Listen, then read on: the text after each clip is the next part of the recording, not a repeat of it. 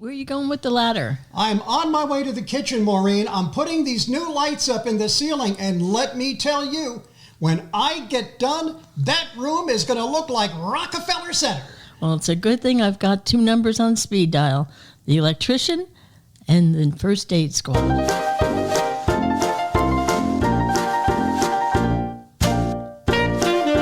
Well, hi, we're back.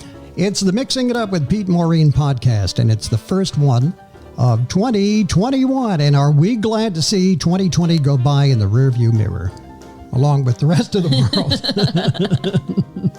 And we hope that it certainly will bring much better things for all of us in the year ahead. And we're going to try and bring you some good podcasts, too, in the year ahead, which is a good thing because the ones last year were pretty good. I'm proud of them. We're very proud of last year's round of shows. This week, we are talking about DIY. But before we actually start the show, we want to ask you to please make sure that you are subscribing wherever you listen to podcasts. This way you get a new show automatically every week. DIY. Do you like it? I know there's a lot of people that are like really into DIY. Me, I'm into pick up the phone and call somebody. Well, you really don't enjoy it that much, I don't think. Oh, I enjoy it. Well, I enjoy it. When it's all done and I can sit back and say, wow, I paid for that. That's, well, Pete, it looks great. What part did you do? I paid for it. Okay, that's what I did. But you, some of the things you've done, we have had good results with. Yeah, and we got into DIY late. Like I think we were like in our 40s, maybe our mid 40s. Yeah. When we did our first DIY. Well, yeah, I think so. We did little things along the way by necessity. When things broke, we learned how to fix them or whatever. But as far as like a real DIY, something that didn't need to be done, just something we wanted done, I would say probably in our 40s.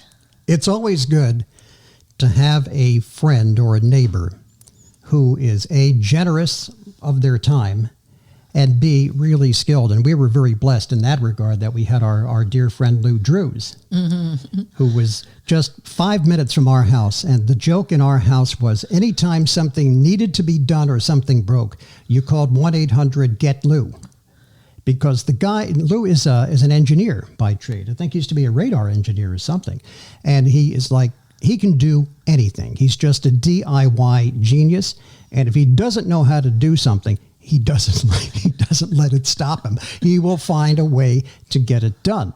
And so we would very often rely on Lou.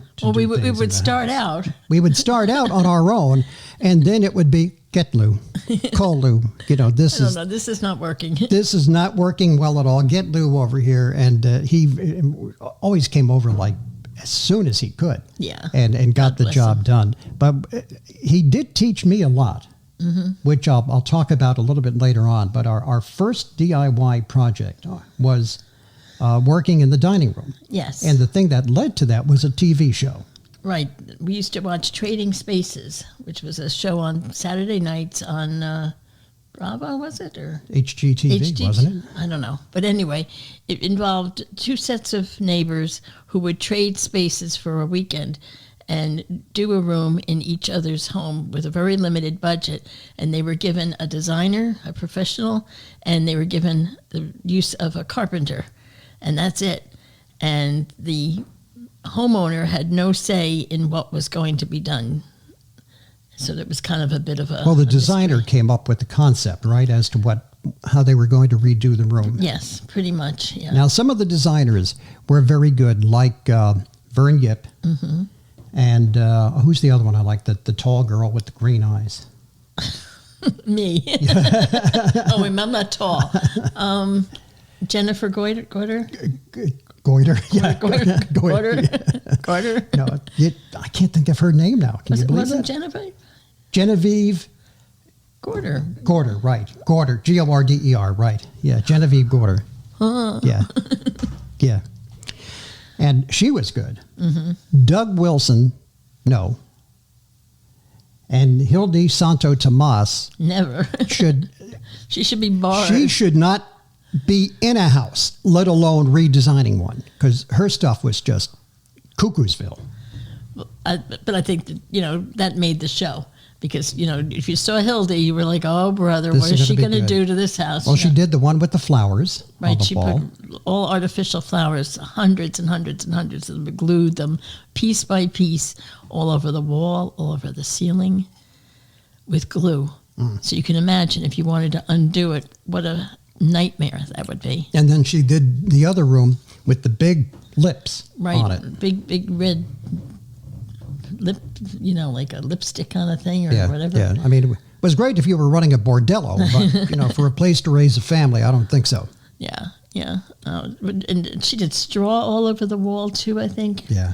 It's just I would have flipped out. I would have flipped out. But that was the premise of the show, though, that you have nothing to say about it. So that put that element of, a little bit of chaos in there and a little bit of, worry and uncertainty. And that was our thing. Every Saturday night. Show. That was our thing. Yeah. We'd put on snacks and we'd have a glass of wine and we would sit back for the hour and watch Trading Spaces, and we would get some ideas from the show. Not that we wanted to do any of our rooms like that, but we were really intrigued with the sponge painting thing. Yeah. And eventually that's what we did try in our dining room. It was our first project. And it came out pretty good. We did like, a base coat of the dark, of the medium green. Yeah. And then we got like a light green for the sponge. I think we might have had two other colors of green, but we just, went and sponge all over the place. And came out good. It came out, it looked a little bit like wallpaper, which was good because it was better than trying to actually put wallpaper up. And when you were tired of it, all you had to do was paint over it. Wallpaper we did not get along. Well, part of it was very hard doing it in our old house with the plaster walls and the humidity and things. It just, a lot of things didn't work with wallpaper. Our house was built, the house that we just sold was built in 1924. And that meant plaster walls. And those of you who have plaster walls, you know what I'm talking about. And we were on a very busy street where you would have a lot of truck traffic and buses.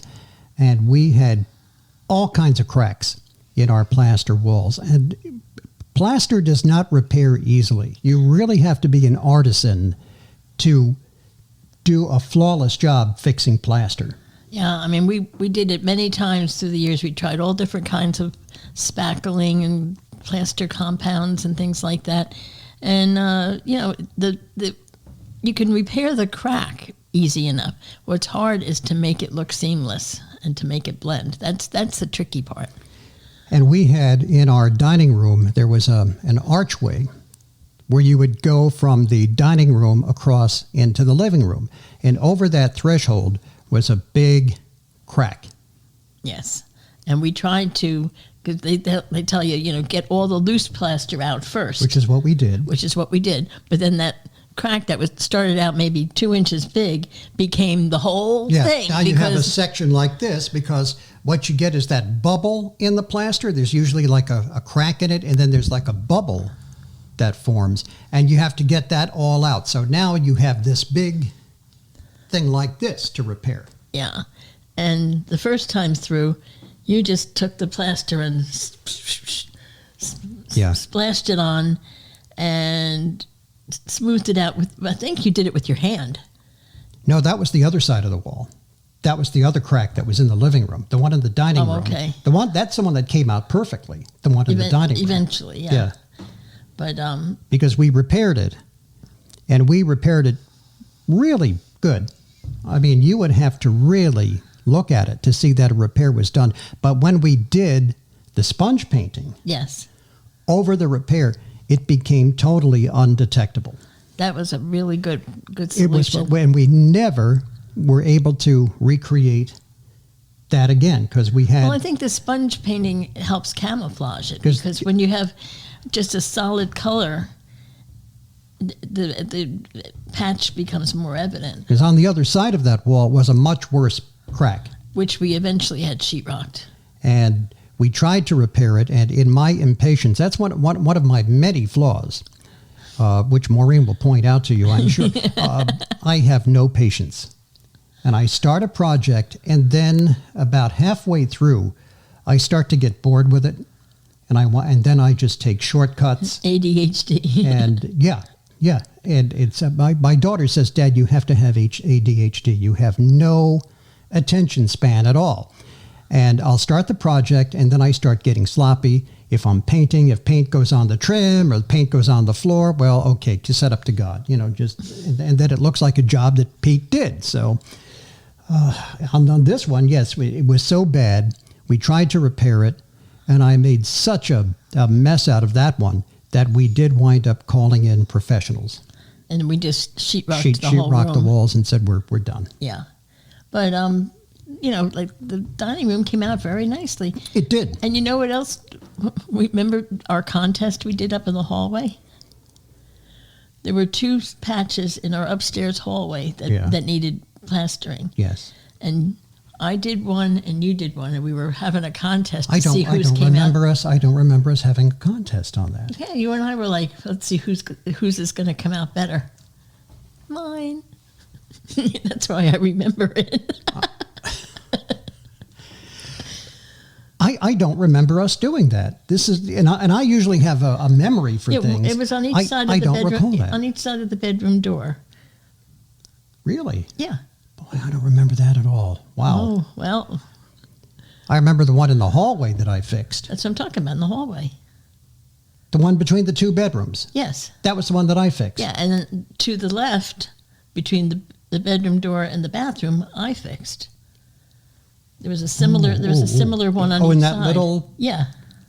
Okay, now I'm starting to remember that a little bit. It's starting to come back to me now. So anyway, that was another one that came out fairly good. You want to talk about the bathroom? Yes. This one put under the category epic fail. Epic fail. Okay, first of all, we had this bathroom. Yeah.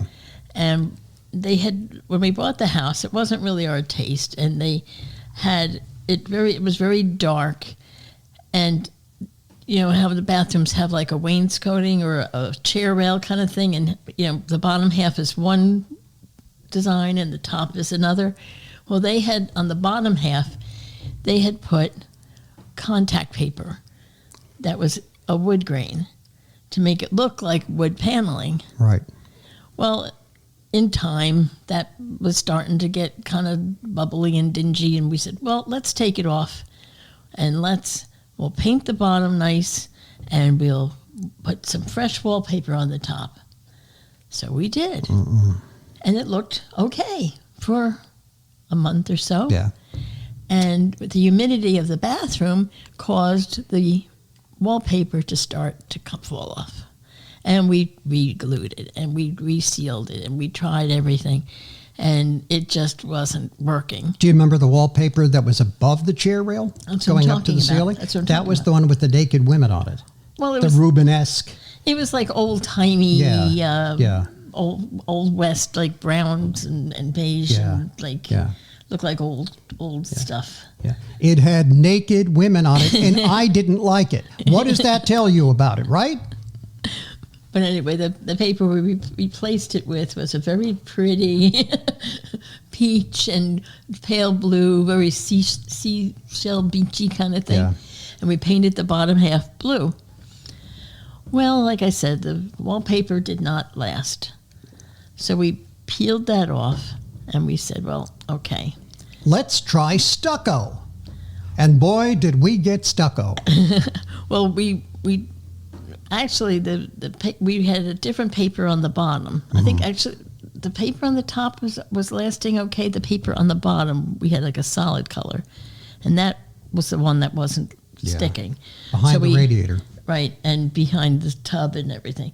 So we pulled that off, and we said, well, the walls look like crap after that, because when you take the paper off, the glue stays behind. It was just not something that you were going to be able to paint real easily. So then we said, well, let's do like that stucco, like that popcorn ceiling kind of thing that everybody hates now. Well, we put it on the wall, thinking, okay, That'll cover a multitude of sins, and it'll look textured and it'll be okay. Well, not really. Eventually, that got all yellowed and dirty. It yellowed and it collects dirt like a magnet. Yeah. Especially if you're on a busy street like we were. And in the bathroom with, hair products and different things, it just... And remember, the tiles were all cracked. We had that big T-shaped crack in the bathroom floor too. And that we didn't try to fix. No. That was beyond our scope, and we knew it. But we tried, we tried the stucco, we tried the wallpaper. Then we decided, okay, let's scrape everything down as much as we can, and we'll paint. And we had seen some, I think it was on Trading Spaces, a beautiful red bathroom, and it was very unusual. Right. So we said, like a burgundy, not like bright cardinal red. She was like, that'd be kind of cool. Let's do that. So we went and we painted it, and for some reason, whether it was a type of paint or whatever, the paint peeled right off. Yeah, like a big sheet, just right off the wall. Like you would think it was paper, but it wasn't. The paint did not stick. So by that point, we realized we were in over our head, and we eventually did get a contractor, right. And we modernized the bathroom, and we put and we had the old walls. pedestal tub was in there too, yeah, which was original to the house. The house was built 1924, and we had the original pedestal tub, and we ripped that out too. Well, people will think we're terrible for doing that. Yeah, because that's like a hot thing now. Well, but you're welcome to it. But it was rusty. Yeah, and it would have needed refinishing on the inside because it was porcelain was coming off. It wasn't in good shape. So we ended up modernizing. We put some tile on the wall. We put a tub surround in with a more modern tub and shower. That was the other thing. It didn't have a regular shower. If you remember, it had like that like round curtain that you had to stand in the midst of to do a shower. And we had the floor tiles done and, upgraded, and it ended up looking very nice. It looked really nice. But we can't take credit for that. No, that was Bob the Builder. I forget even what his last name was. I know his name was Bob. Except people say, I paid for it. I paid for it. That's my contribution. That was my contribution. And I was glad to make that contribution because it looked terrific when it was done. It did. But that was one of our epic fails. We tried. We tried hard. The other thing that I did learn to do eventually is we had steam heat. And one of the things about steam heat, and there's a lot of things about it that are good because it really does heat the house up, but it's also very cranky. It's kind of like you. And yeah. And I had to learn every once in a while there's what they call a low water cutoff, which if the water in your boiler goes too low, it turns the machine off so you don't have a fire. And we had a problem where one night the thing failed. It got clogged up with rust, and we actually had a small fire down in the basement that I was able to put out quickly, thank God. But we realized that we had to repair this, and my buddy Lou came over and taught me how to take apart the float mechanism and disassemble it and clean it out with a brush and everything and make it nice and clean and put it back together. And I wound up doing that, I think, once or twice after Lou did it. Mm-hmm. So that was one of the things that I had learned. And another thing that I learned, and I don't even, if you remember this, when I had my father's Ford, the Granada, mm-hmm. Remember we had the hole in the radiator? Yes. And we would have to travel with gallon jugs of water and drive, and every so often you would have to pull over and gently pour water into the radiator and then wait a few minutes before you could drive again. And remember, I was working down in Tom's River back in those days at yes, WOBM.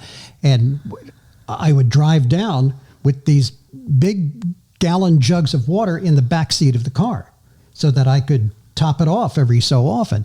So eventually I said, you know what, this is crazy. We've got to put a new radiator in.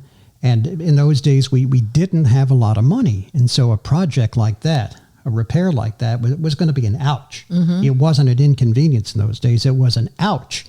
So I saw on TV, they had a show where they showed you how to change the radiator. So I went down to the place, I think in Belford or somewhere, and ordered the radiator, and I put the whole thing in myself. You did, and it worked fine. Yeah, and you have to, hook up the hoses, put the radiator in. The transmission also runs through the radiator, which was something I didn't know, but the coolant that's in the transmission, the transmission fluid, is cycled through the radiator for cooling. Okay. So I had to disassemble that. But I got it done, and it worked perfectly. Yeah. So that was another DIY win. Yeah. So, we've had our pluses and our minuses, but, it doesn't stop us. I think Pete gets very terrified when I say, I've got a brainstorm, hon. No. Because I just imagine, me trying to do this and leaving it half done. And not well done, half done, like terribly done, as in start over. But you always assume that it's going to be bad. Yeah.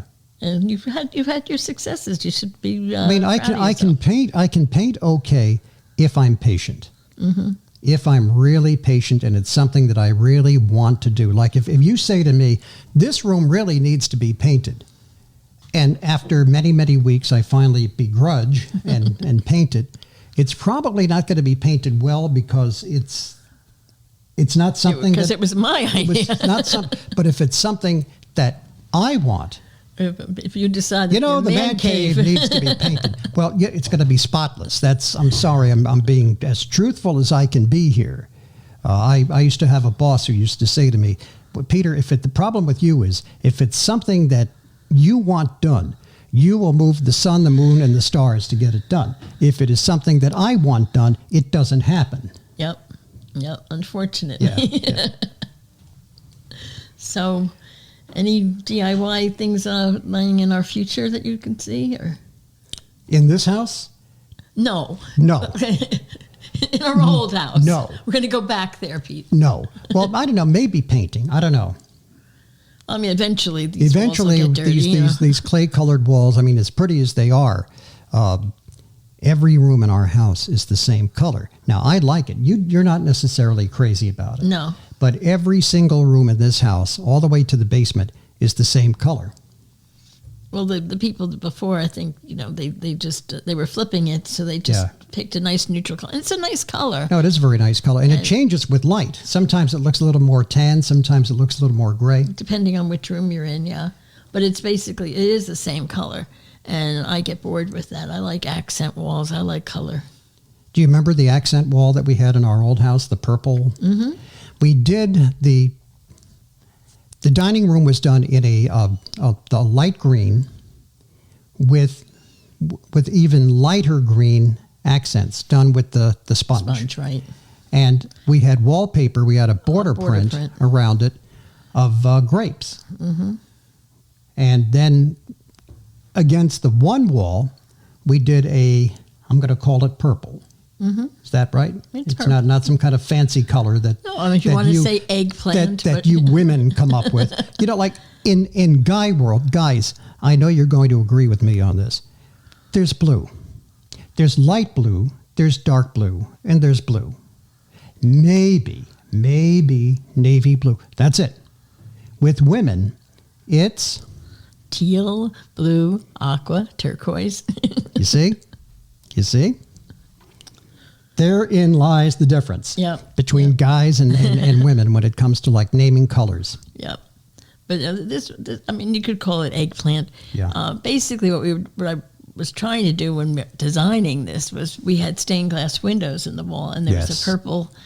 I miss those. I do too. Miss those. There was a purple color in the stained glass window that I was using as an accent. Plus, our living room furniture was also like a eggplanty, purpley brown kind of color, and I thought that it would complement that. It looked good. It did. Most people liked it. We had one friend who hated it. We had a couple of friends of ours came over to the house, and he looked at it, and I don't think he said anything, did he? Oh yeah, because that's how we knew he hated it. I thought maybe he just got the look, but no, he actually did say that. What kind of color is What that? kind of color is that? But no, I think if we do any DIY here, it might be a little bit of painting, depending on the room. I mean, there are some rooms where you don't have a lot of turns and alcoves and stuff that are easier to do, and then a room like this, I might have somebody come in and do it. Yeah. And then there were other projects that we did do. We had the sump pump replaced. We put new HVAC in here. We put a new attic fan in here. We put a backup sump pump in here. We put in new hot water, and we had all that done by professionals. Yeah. Because that's the kind of stuff that if you don't know what you're doing, you can do a lot as of my harm. mother used to say, if you got a brain in your head, Peter, you'll leave this alone.